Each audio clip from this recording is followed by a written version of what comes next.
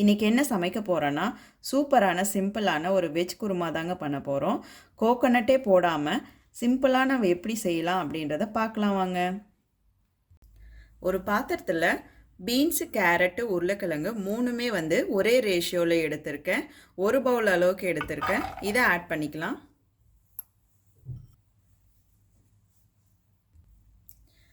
கொஞ்சம் நான் வெது வெதுப்பான தண்ணி ஆட் பண்ணுறேன். நீங்கள் பச்சை தண்ணி கூட ஆட் பண்ணிக்கலாம். காய் முழுகிற அளவுக்கு ஆட் பண்ணிட்டேன். தேவையான அளவுக்கு உப்பு. இப்போ இதை நல்லாவே வேக வைக்கலாம் ஒரு பக்கம்.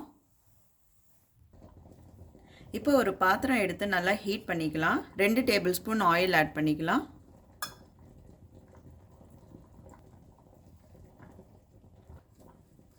ஒரு துண்டு பட்டை, கல்பாசி கொஞ்சம், சோம்பு 1 டேபிள் ஸ்பூன், ஏலக்காய் 2, அன்னாச்சிப்பூ 1, லவங்கப்பூ 3 எல்லாத்தையும் ஆட் பண்ணிக்கலாம். அதில்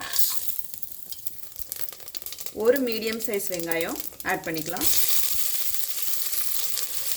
கலந்து விட்டுக்கலாம் நல்லா. 2 பச்சை மிளகாய் நல்லா வதங்கட்டும். இப்போ 2 மீடியம் சைஸ் தக்காளி ஆட் பண்ணிக்கலாம். நல்லா வதங்கட்டும். உப்பு தேவையான அளவு, மஞ்சத்தூள் 1 சிட்டிகை, நல்லா கலந்து விட்டுக்கலாம். இது நல்லா வதங்கிட்டே இருக்கும். இப்போ இதுக்கு தேவையான மசாலா கொஞ்சம் அரைச்சிக்கலாம். 3 பூண்டு, 1 துண்டு இஞ்சி, சோம்பு 1/2 டேபிள் ஸ்பூன், பொட்டுக்கடலை 1 டேபிள் ஸ்பூன், 2 பச்சை மிளகாய், கொஞ்சமாக 1 கைப்பிடி அளவுக்கு சின்ன வெங்காயம்.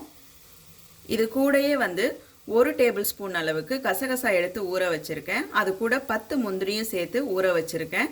இது எல்லாத்தையுமே ஒன்றா ஃபைன் பேஸ்ட்டாக அரைச்சி எடுத்துக்கலாம். நல்லா வதங்கிட்டே இருக்குது. இந்த ஸ்டேஜில் 1 டேபிள் ஸ்பூன் அளவுக்கு மிளகாத்தூள், 1 டேபிள் ஸ்பூன் தனியாத்தூள், கரம் மசாலா 1 டேபிள் ஸ்பூன் நல்லா கலந்து விட்டுக்கலாம். நல்லா வதங்கிட்டே இருக்குது. இந்த ஸ்டேஜில் ரெடி பண்ணி வச்சுருக்க இந்த ஃபைன் பேஸ்டான மசாலா இது கூட ஆட் பண்ணிக்கலாம்.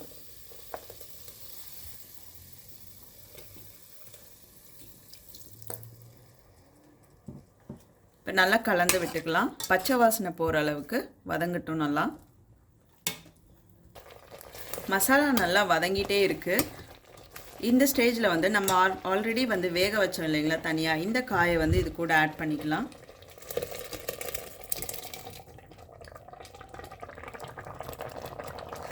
கலந்து விட்டுக்கலாம். நல்லா தண்ணி எவ்வளோ தேவையோ அந்த அளவுக்கு ஆட் பண்ணிக்கலாம். இப்போ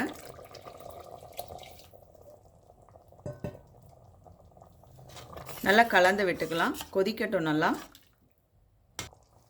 நல்லா கொதிச்சிருச்சு. கடைசியாக கொத்தமல்லியை கொஞ்சமாக பொடிசாக நறுக்கி ஆட் பண்ணி எடுத்துடலாம். ஸ்டவ் ஆஃப் பண்ணிடலாம். இப்போ சர்வ் பண்ணிக்கலாம். ரெடி ஆயிடுச்சு. பாருங்கள், சூப்பரான வெஜ் குருமா ரெடி ஆகிடுச்சு. கோகோனட்டே இல்லாமல் சிம்பிளாக ஈஸியாக பண்ணிட்டேன். இதே போல் நீங்களும் வீட்டில் ட்ரை பண்ணிவிட்டு எப்படி இருக்குன்னு கமெண்ட்டில் சொல்லுங்கள். இந்த வீடியோ உங்களுக்கு பிடிச்சிருந்ததுன்னா எங்கள் சேனலை சப்ஸ்கிரைப் பண்ணுங்கள், லைக் பண்ணுங்கள், கமெண்ட் பண்ணுங்கள், உங்கள் ஃப்ரெண்ட்ஸுக்கும் ஷேர் பண்ணுங்கள்.